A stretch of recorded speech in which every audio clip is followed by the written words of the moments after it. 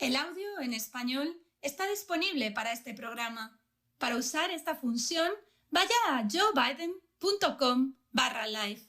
Para escuchar en español, haga clic en el icono de los auriculares en la parte inferior derecha del video y seleccione Spanish.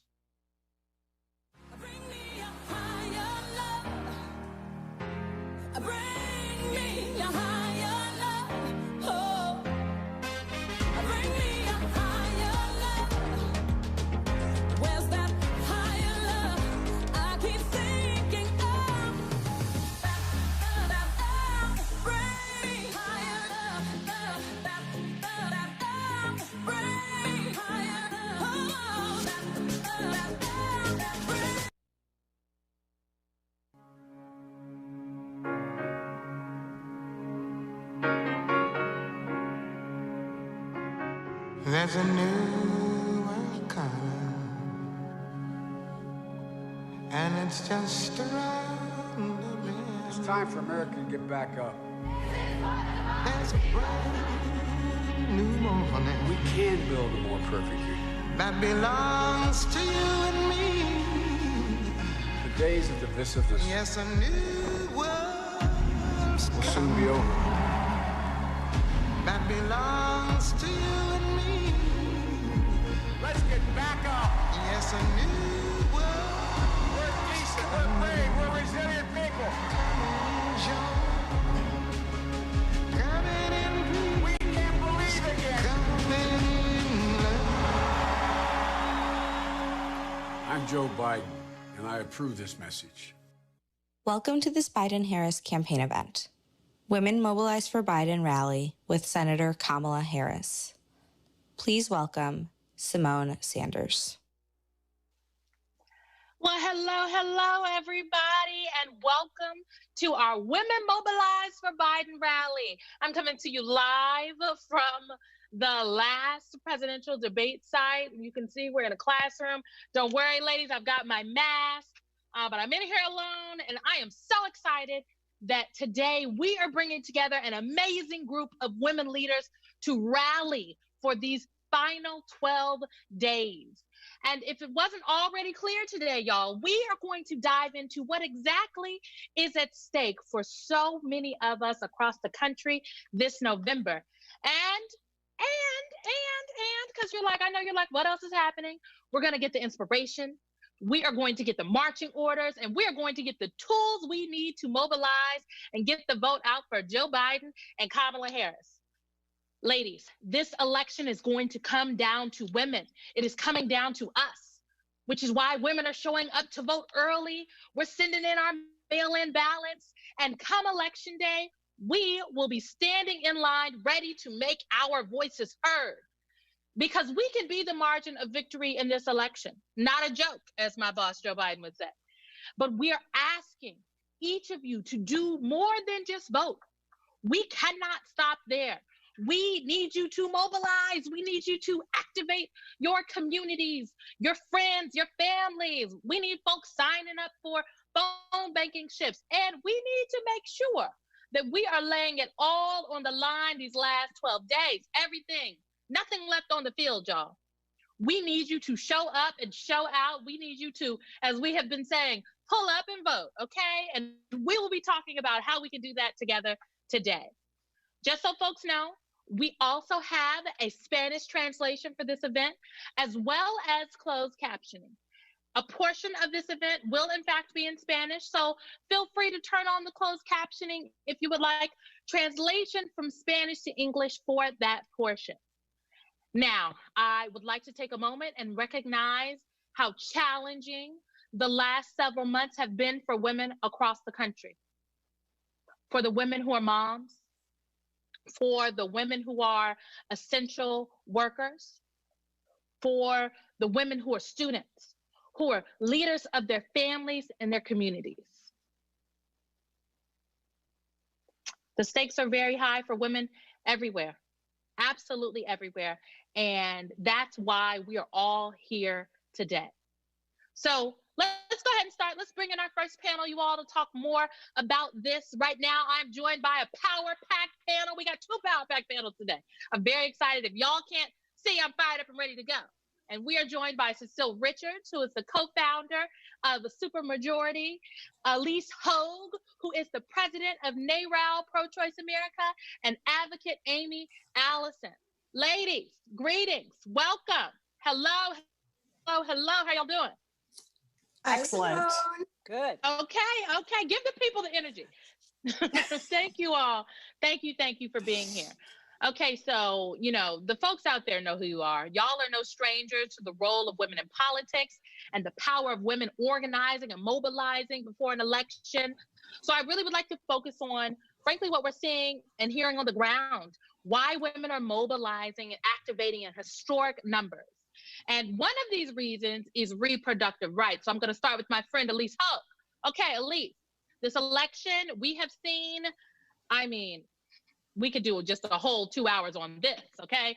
We've seen Republicans up and down the ballot, and the ticket, frankly, spreading disinformation and misogyny to deflect from their own extreme positions, including how out of touch they are with the public on abortion rights. So my question to you is, how can we mitigate this and amplify the voices of the majority? It's a great question, Simone, and I am so happy to be here representing our 2.5 million members, and your energy is inspirational and invigorating, so thank you for everything you do. You've hit the nail on the head. We all know that they spread what we call medical disinformation about abortion. The question is, why do they do it? Why has Trump focused on this? And the reason is because he knows that standing for the dignity and personal freedom to be able to make our own decisions regarding our own pregnancies and our own families is supported by the vast majority of Americans.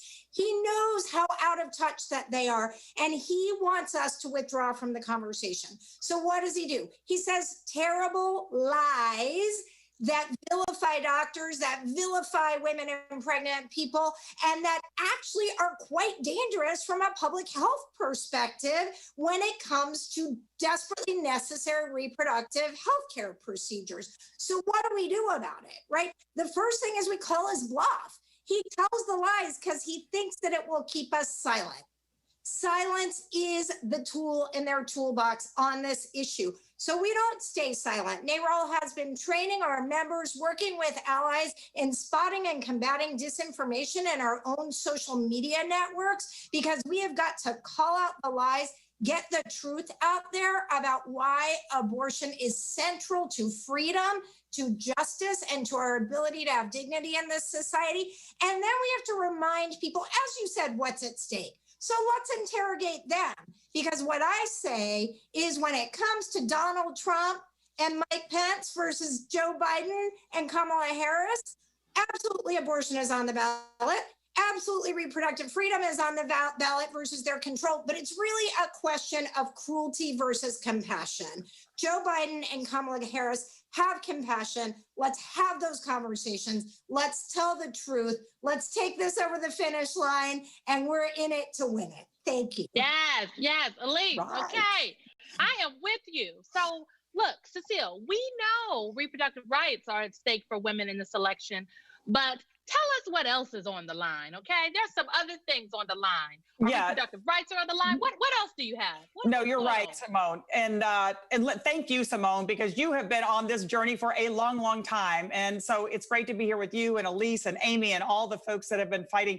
Look, for women in this election, everything's on the line. And I think really what this is about is, how do we turn our rage into the fuel that's going to power us through Election Day and beyond? Because we need a president and a vice president who understand just what it's like to be a woman in America right now. Because, as you know, it's women, and especially women of color, who have kept this country running for the last 7 months. Whether it's as essential workers, putting their own bodies on the line, as caregivers, holding our loved ones' hands when we can't, or as educators, making sure that students are not only learning, but are safe and healthy during the pandemic. And you know, Simone, this economic crisis is taking a devastating toll on women.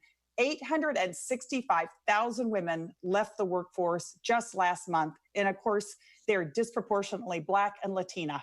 And others are struggling to balance full-time work with childcare and doing more than their fair share of work around the house. And all of this is happening while, to the point I know we saw today, Donald Trump and the Republicans in the Senate, instead of paying attention to any of these issues, they're rushing to confirm a Supreme Court nominee who not only will take away our reproductive rights, but take away healthcare for millions of people. It's like Fannie Lou Hamer said more than 50 years ago, we are sick and tired of being sick and tired.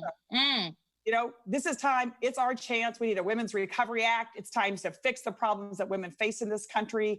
And the good news is, as you said, women are going to decide this election. And women, a lot of us have been waiting to vote since the day after the last presidential election. So like every single one of us on this call, we got to make the most of every single minute between now and November 3rd. Let's elect Joe Biden and Kamala Harris, and then let's get to work building the country that women deserve.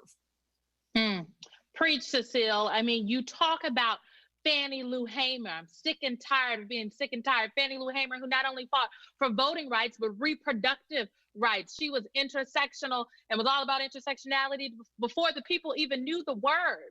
So exactly I think I mean, you hit the nail on the head. It's such a great lead in to Amy, because this year, women of color have the numbers to swing the election in states from Arizona to Georgia to Michigan and Texas. So, Amy, can you talk about the importance of women of color as voters, as leaders, and organizers in this election? And I also would love if you could hit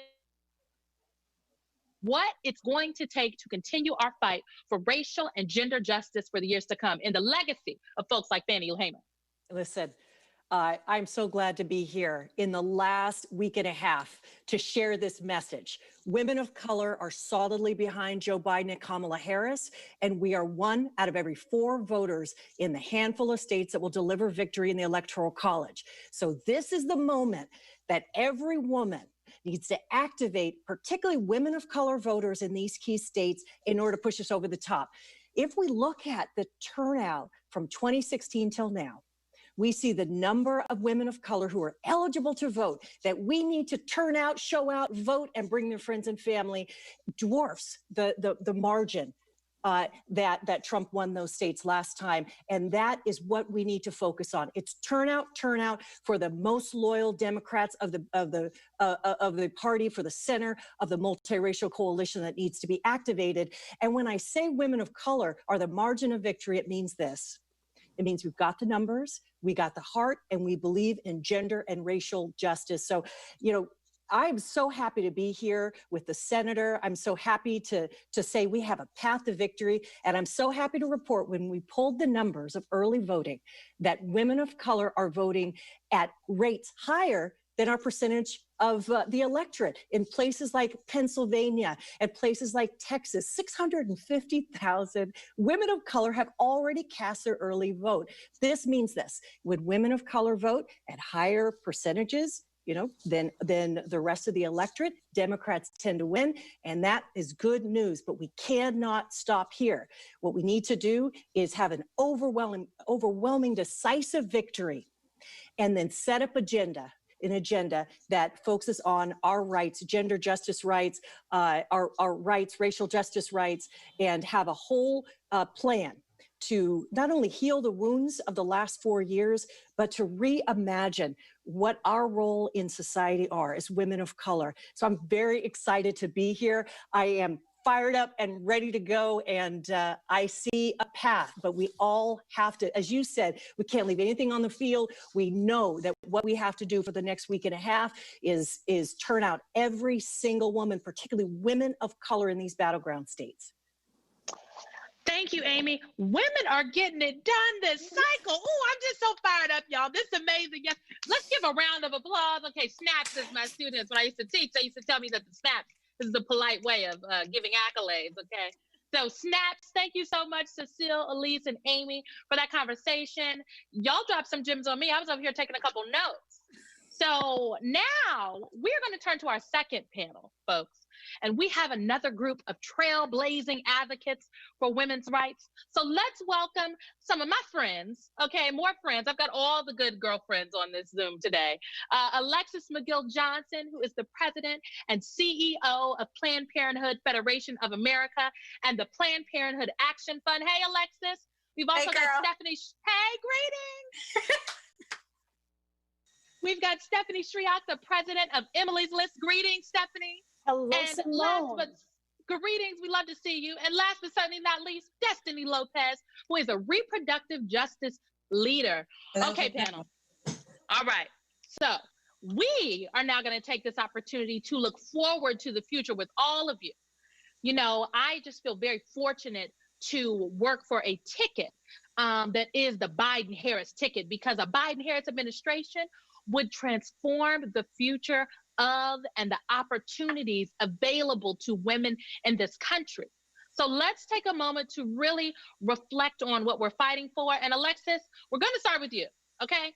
So, you know, this last year has been just truly chaotic for your organizations, between the election, a last-minute egregious SCOTUS fight. I mean, come on. So looking forward and optimistically, what do you want to see as top priorities for a Biden presidency, as well as a pro-sexual and reproductive health care majorities in both the House and Senate? So, I mean, like, what are your day one priorities? Give it me right here, Alexis. I'm ready. Yeah, no, I feel you. So first of all, thank you so much for having us here, Simone. I mean, 2020, the only good thing that's going to come out of 2020 is the Biden-Harris administration taking over on day one, because everything else we are over.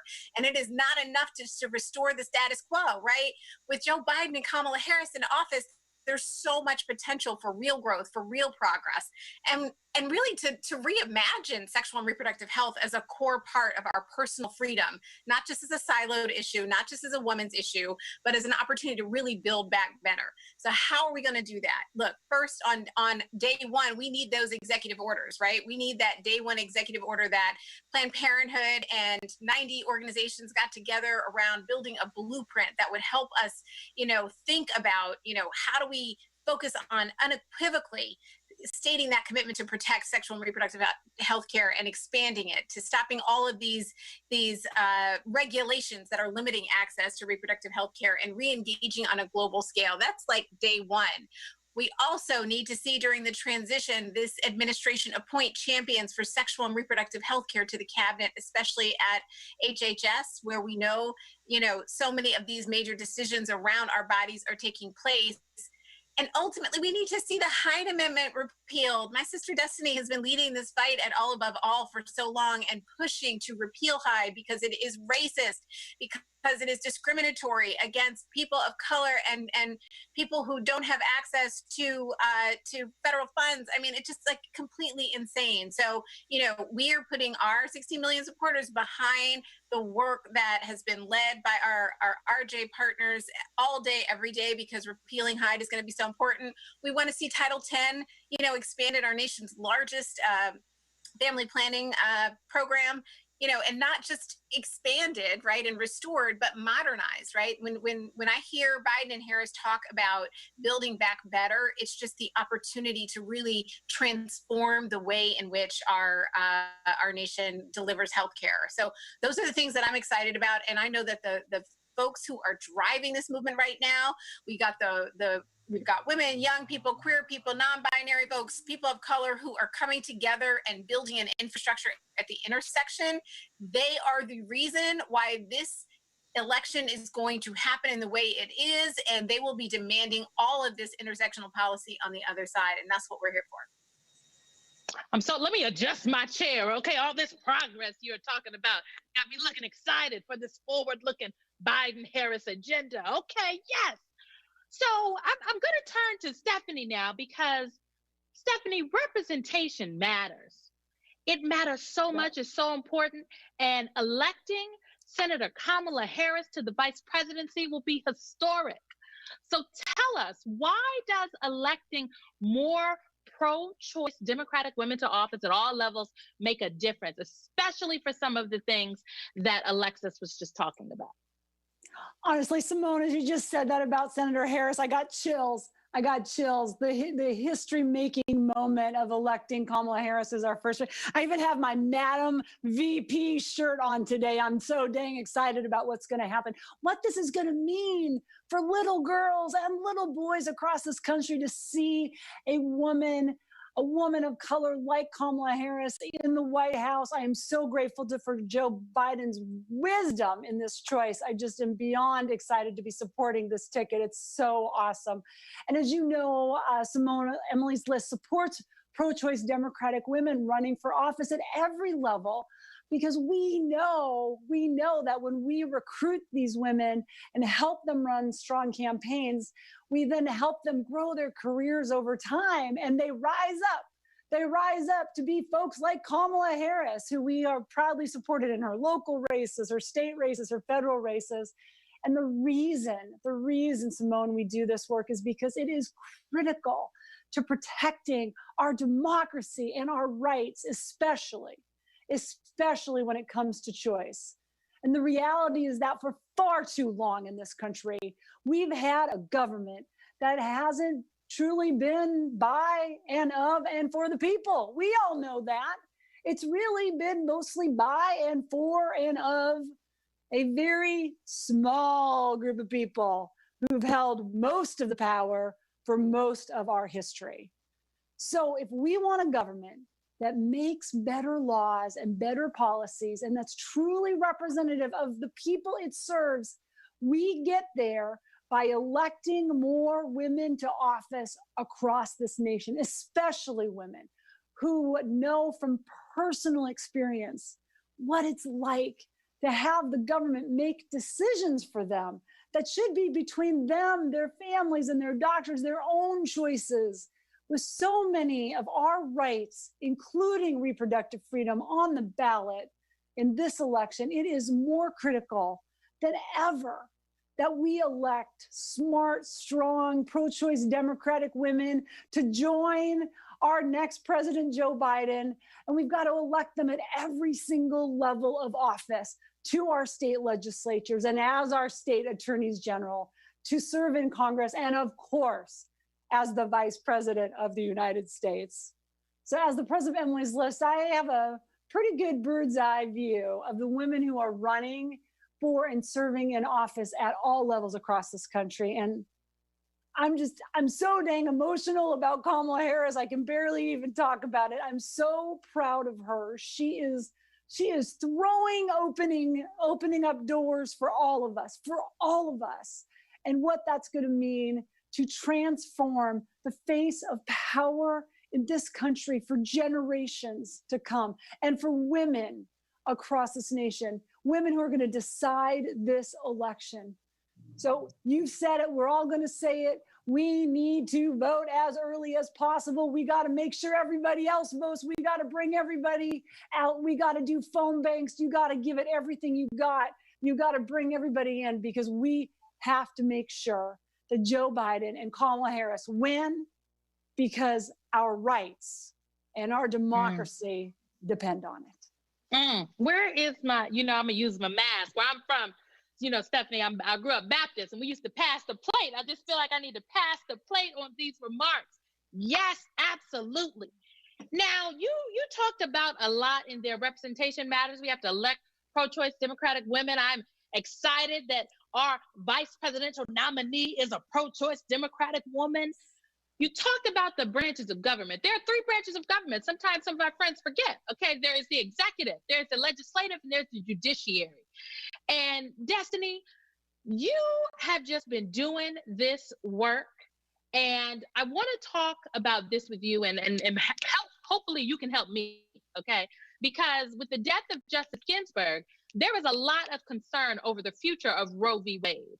And as a reproductive justice advocate, I'm really interested to know, what is your vision for a world where access to abortion and reproductive care is available to all?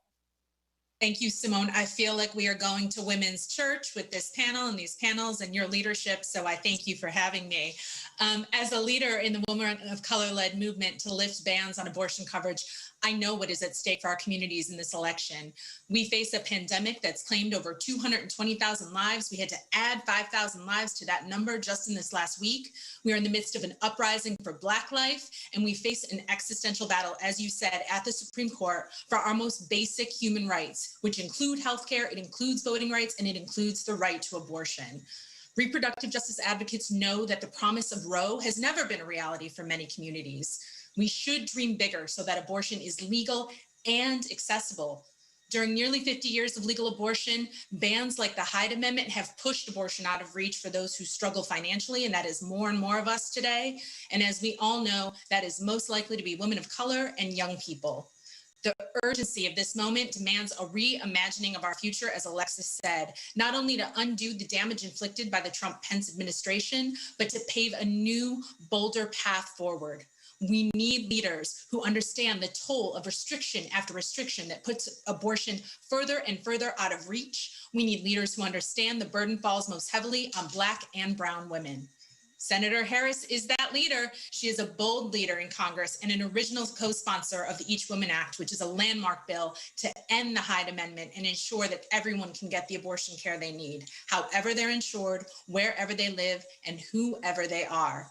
We need an administration committed to lifting racist, classist coverage bans and leaders who understand that reproductive justice, economic justice, and racial justice are all connected. That we can't separate issues like low wages, police violence, and abortion coverage bans, that they are all rooted in racial injustice and rooted in denying Black folks and people of color full autonomy and humanity. We need leaders who will guarantee fair wages and working conditions, investment in our communities, and affordable quality healthcare for all. And that's why I voted early here in North Carolina, the Tar Heel state, for Joe Biden and Kamala Harris. Thank you for having me, and I believe that we will win. Yes. Okay, Destiny. One time, I believe that we will win. Say it again, folks. One time for all the early voters out there. I, too, voted early. Please excuse all my friends in the background. Okay. They're like, yes, what is happening? I am in the room where the food is, folks. All right, everyone. Thank you for joining us. It is now my pleasure, okay, to introduce my other boss, okay, because I got two bosses out here because we got a power pack ticket. And the next Vice President of the United States of America, Senator Kamala Harris. Senator Harris, where are you? I'm here. Greetings. Can you see me? I'm here. I can see you. Greetings. It's good to see you. Senator, let's start with bringing back all of the incredible leaders we just heard from. Let's bring our friends back up on the screen. Yay. Oh, my God. It's incredible. Hi, everybody. Yeah. Oh, my God. Let me just, first of all, it is so great to be with all the friends, at least virtually. I wish we were all together in person, but we have been so many times over these years, marching together, fighting shoulder to shoulder against all that we know must change, but for everything we know we can be. And I'm honored to be with this group of extraordinary leaders. You inspire me. You are my sisters. There is a solidarity and a sisterhood at place here that is about strengthening each other, but all of the women and the men and everyone of every gender, knowing that this fight is a fight for equality, for equity. And when we lift up the condition, the status, and the spirits of women, everyone benefits. So I want to thank you all for the leadership and your incredible work. And thank you. We have just days until the election is over. I say that purposely because, of course, I do believe that we should all recognize this election has been going on for quite some time, and tens of millions of Americans have already voted. And therefore, I will just say as a point to be made that the legitimacy of that confirmation hearing is very much suspect. And in fact, I believe it is illegitimate. Since the American people have been voting, and they should be able to elect their president, and then that president should be able to then fill that lifetime appointment to the highest court in our land that was occupied by the great Ruth Bader Ginsburg. But that being said, the election is very much in play, and we want to make sure that we continue to do what we do, which is to organize folks, to mobilize, and to remind people to vote, and vote like never before. Let's make sure everyone we know knows the power of their voice, and let's not let anyone take our power from us. Because that, as much as anything, is what is at play right now. We are going to make sure that everyone votes early, and that they vote because we know our power, and we are not going to let anyone get us outside of the game. We are very much in this.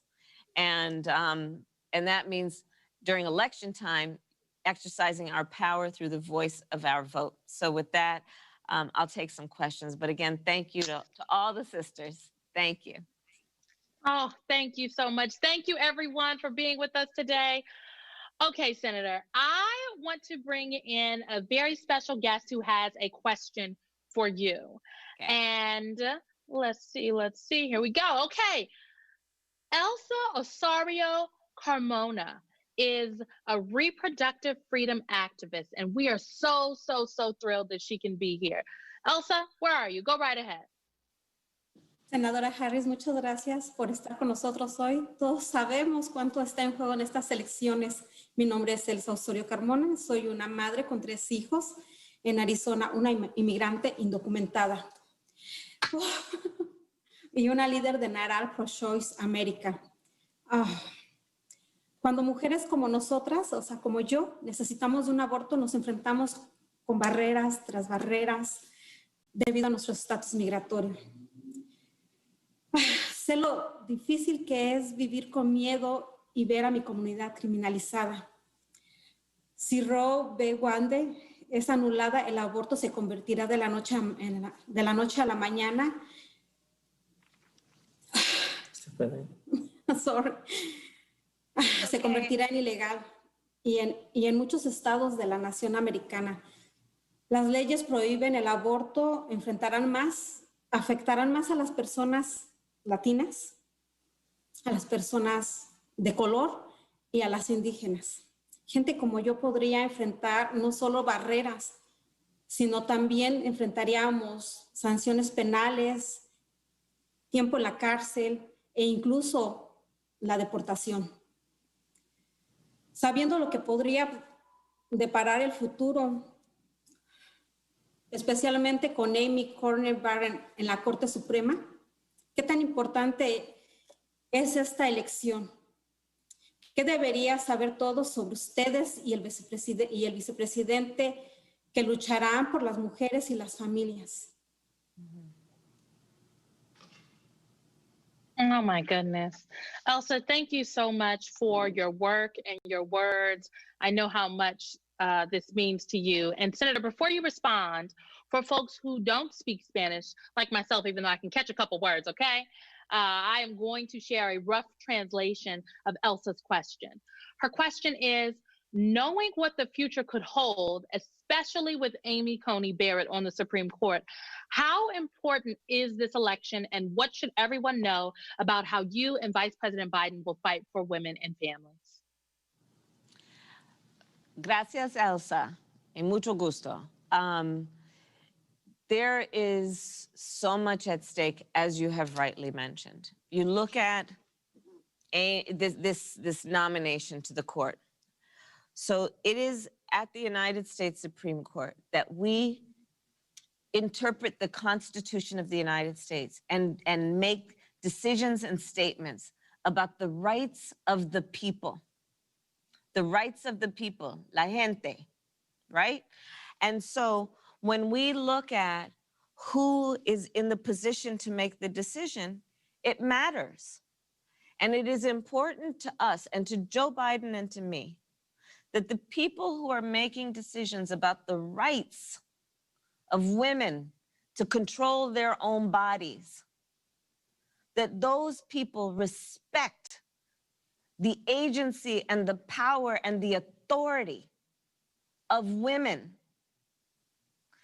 to make the decisions that are in their best interests, and to make those decisions in consultation with whomever they choose, their priest, their pastor, their rabbi, their doctor, their spouse, their family. But it should not be Donald Trump, and it should not be Mike Pence making that decision for the women. And so that is why we fight, and Joe Biden and I will fight to ensure that we protect a woman's right to make her own healthcare decisions, her own reproductive healthcare decisions. And we know that the Republicans are trying to take away healthcare right now and attack reproductive rights and jam a nomination through. Joe and I support repealing the Hyde Amendment Because listen, Joe knows that everyone should have access to health care and be able to exercise their constitutional rights regardless of their income and regardless of their zip code. We will send a bill to Congress to make sure that we codify Roe v. Wade and only appoint judges who uphold Roe v. Wade. Because unlike some of these nominees, we believe Roe v. Wade is precedent, if not super precedent, and must not be changed because we understand what Ruth Bader Ginsburg and so many others understood. It is, as much as anything, an essential right, if not a fundamental right, of women to have the decision and the decision-making ability over their own bodies. In addition, Joe Biden and I will restore federal funding for Planned Parenthood. Because again, we also know that it is at Planned Parenthood, it is, you know, and all of the NARAL is represented, all of these agencies we know have historically been trusted by the women in the community. And we want women to be able to go to a place where they can walk in without judgment and be able to talk and speak and be heard with respect and dignity around their healthcare needs. And so Joe and I understand that to do that, we need to support and fund Planned Parenthood, understanding that historically and presently, that is where women go for a variety of their healthcare needs. And of course, we will protect and build on Obamacare, the Affordable Care Act. And let's not forget, Donald Trump is in court right now trying to take it away. But we're not going to let him. And that's why we're going to make sure everyone votes and votes early so we can win this thing and keep moving. Gracias y sí se puede. Muy amable. Gracias. Sí se puede. Oh, thank you, Elsa. All right, Senator. Of course, you just, I'm just fired up, y'all. I'm passing the plate yet again. I'm passing the plate, okay? We are fired up and ready for election deadline. Okay, our next question, Senator, is from Brittany Moss-Stiller, who is a reproductive justice leader. Brittany, the floor is yours.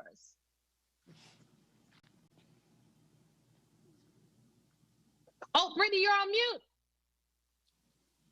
I know, right? I'm just here to help, girl. I'm here to help. No, I work remote, and that's always a thing I do. So let's start that over. Thank you, Simone, and thank you, Senator Harris, for having me here. I am really excited. When I was 22, I was a mama to 3 daughters and holding down a part-time job at a grocery store, and I realized I was pregnant again. I couldn't afford another child then, not emotionally, physically, or financially.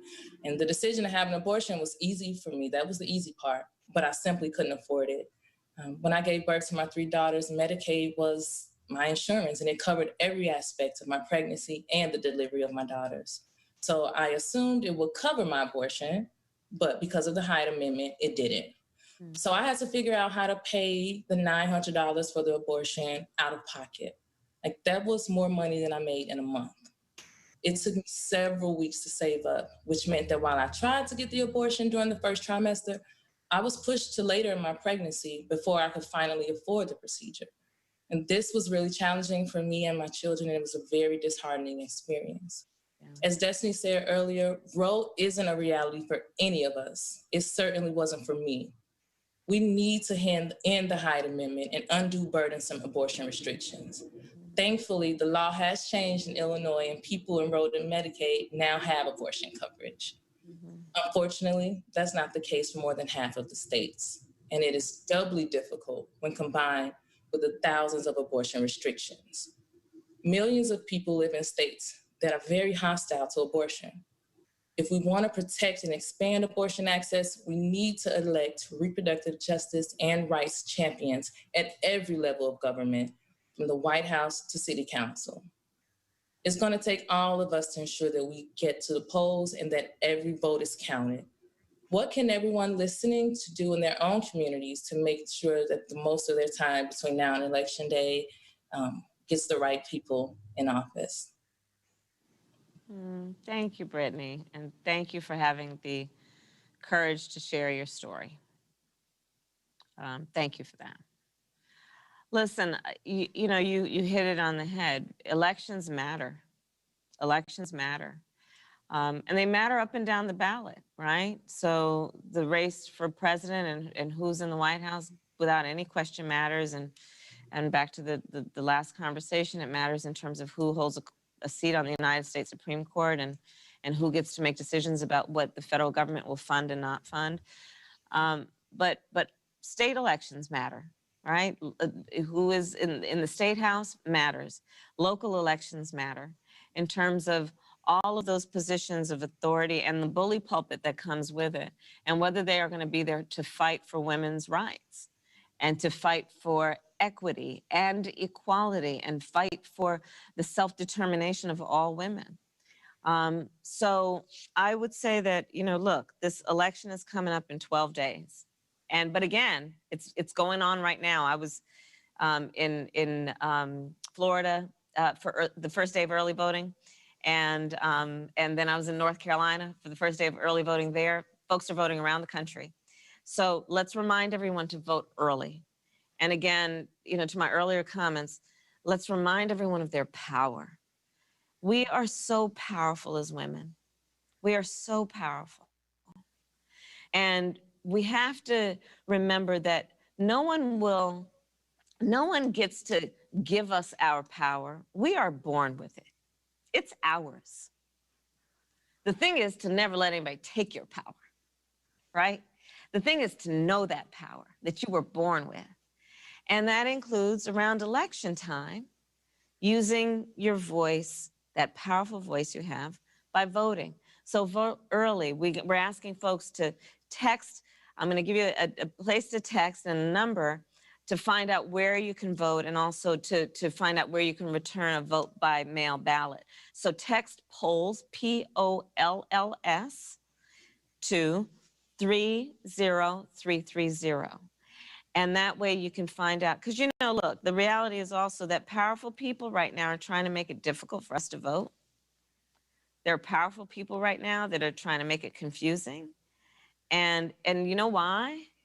Because they know the power that we have when we vote. They know the power of the people. So again, I say, let's not let anyone take our power from us. Let's make sure we all vote. And also, I'd encourage people to volunteer at joebiden.com/events and get involved and just make a plan to vote. I'm asking folks to, make a plan like we make a plan for so much in our lives, right? And we as women, we're always writing our list and making our plans because we have to. We got so much going on. So write down when you're going to vote. Write down where you're going to vote. Write down how you're going to vote. Are you going to vote early? You're going to drop it in a box if you can do that in terms of early voting in a drop box. You're going to go on election day. And then just make sure that you vote and do vote early if you can. And again, I just wanted, my last point will be this. It is so important that in these moments, particularly in these last several months, when people have really been devastated by the health crisis, by the economic crisis, by so much, and then being asked to distance and isolate. And it's so important that we remind everyone to not feel alone. Don't let this circumstance, this moment, or anything or anyone make you feel alone. We are all in this together. Like, look at all these powerful, powerful women. We are all in this together, all of us. And so remember that. Remember, you come with people. You come with people. You come with all of us. And we will always march together. We will shout together. We will dance together. We will sing together. And we will vote together. All right, everybody. I'll see you later. And soon, I hope. Oh, thank you so much, Senator Harris. Thank you, Brittany. Thank you, Elsa. Folks, let's hear it for our next Vice President, Kamala Harris. Okay, yes.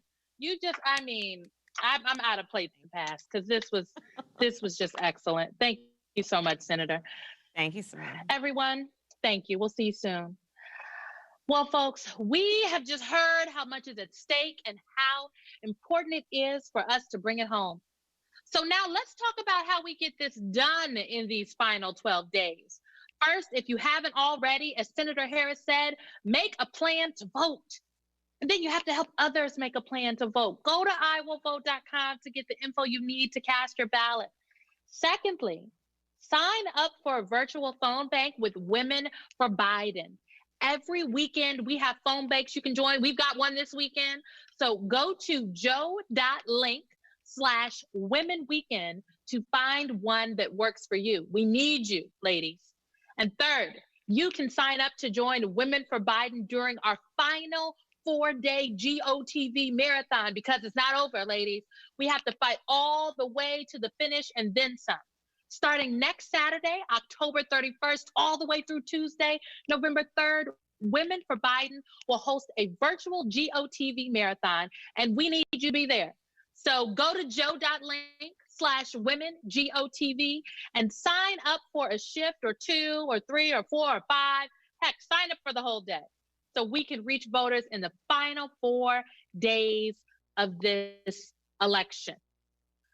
Okay, now for the deep dive. I'm going to leave y'all. Okay, I got a little work to do. Okay, the colleagues are in here. We're about to go on over. Kate Bedingfield is here waving to you all.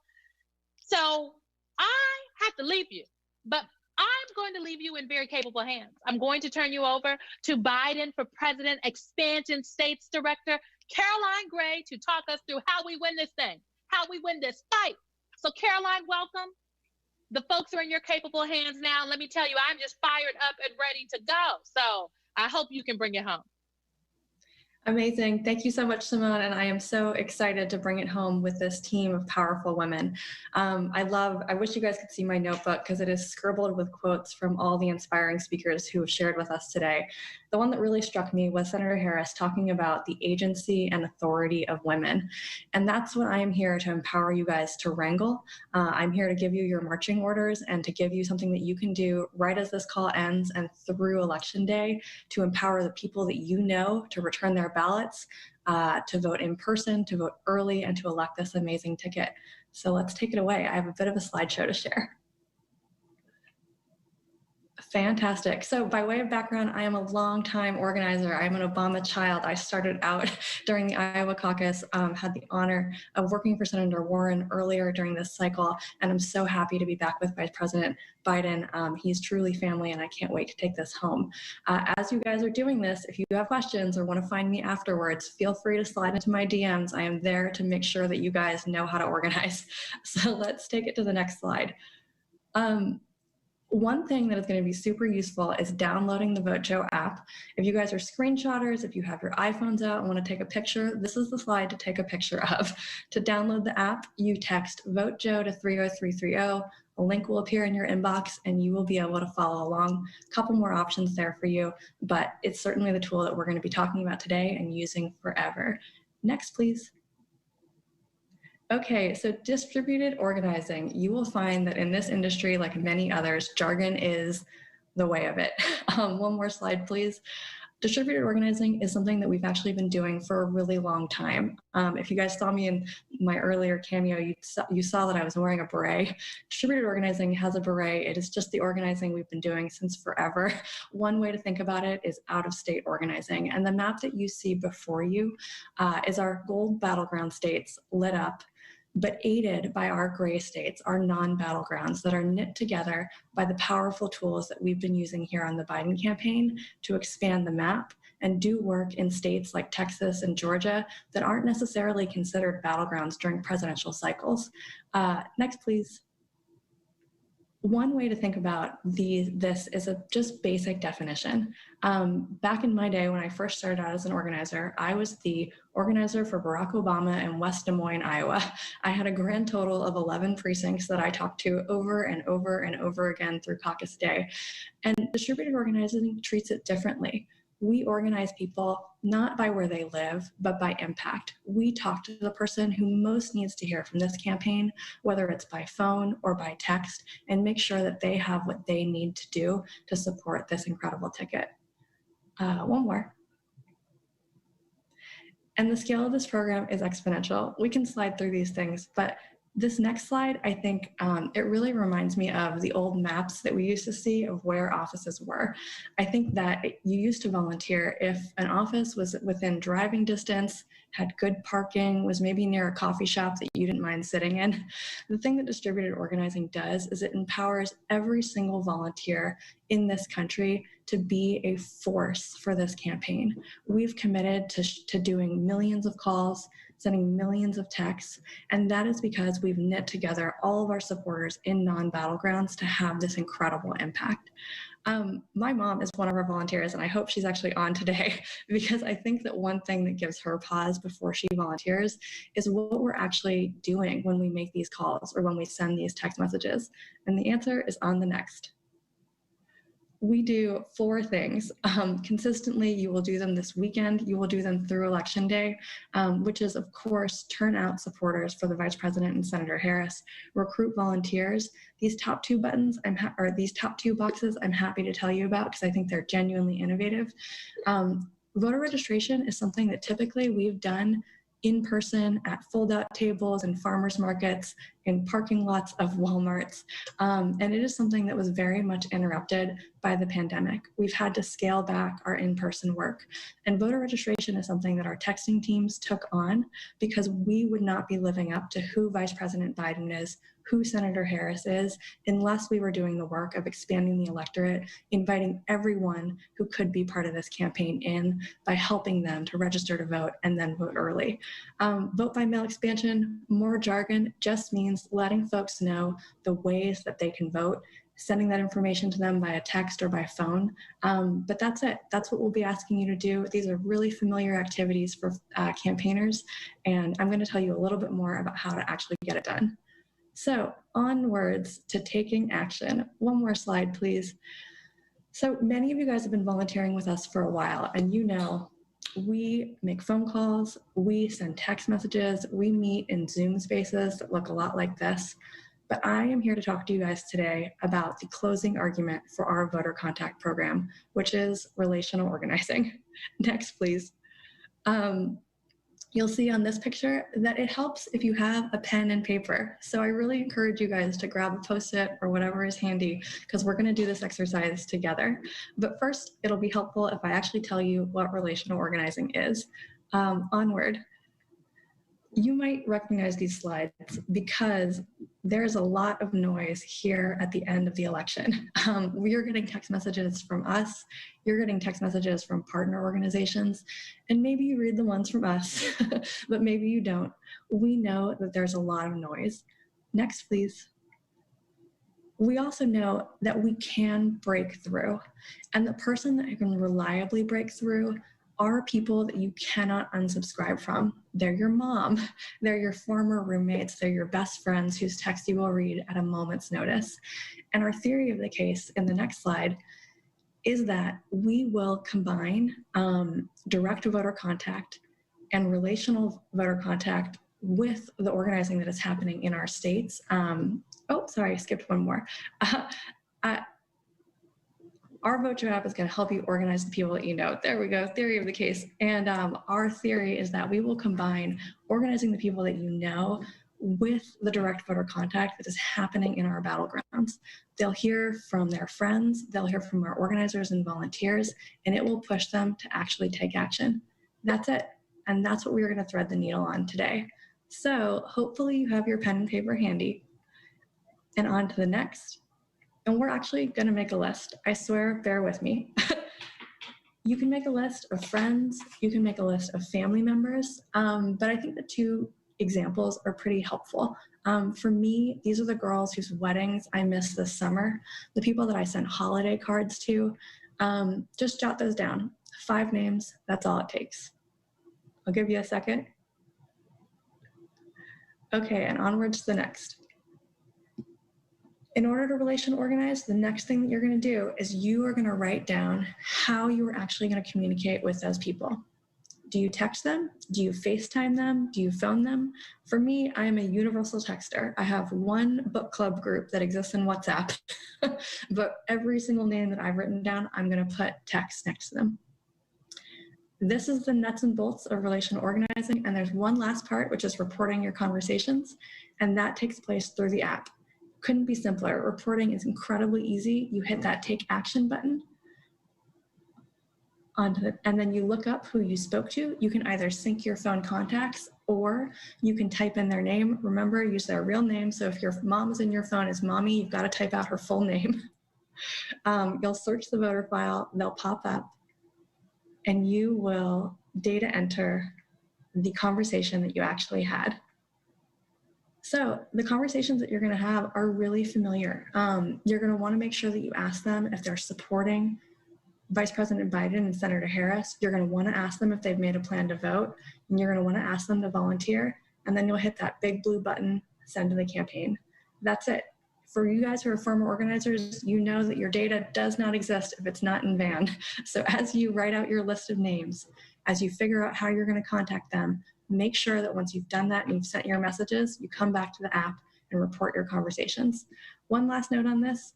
We only use the information that you choose to send to us, so nothing else that isn't on that little take action screen.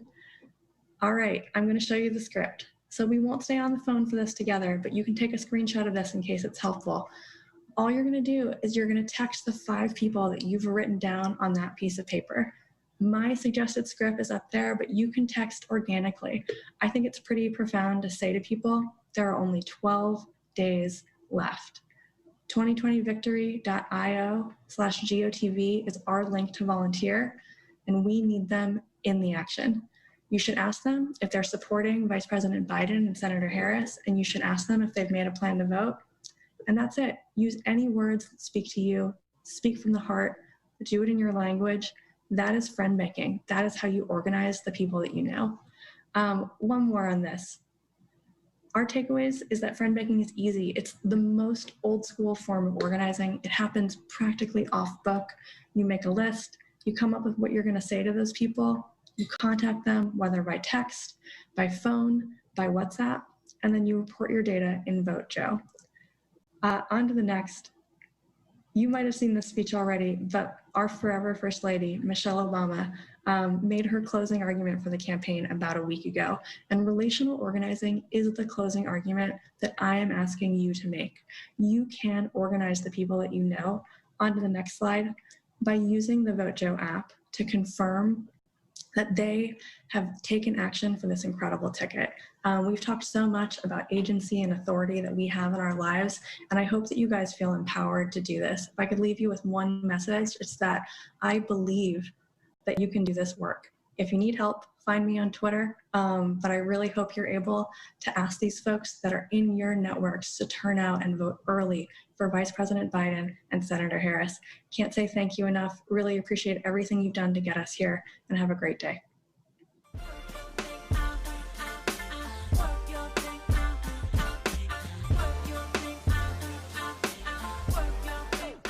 There's so many girls, I hear you've been running from the beautiful queen that you can be becoming.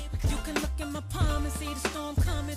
Read the book of my life and see I've overcome it. Just because the length of your hair ain't long, and they often criticize you for your skin tone. Wanna hold your head high cause you a pretty woman. Get your runway stride.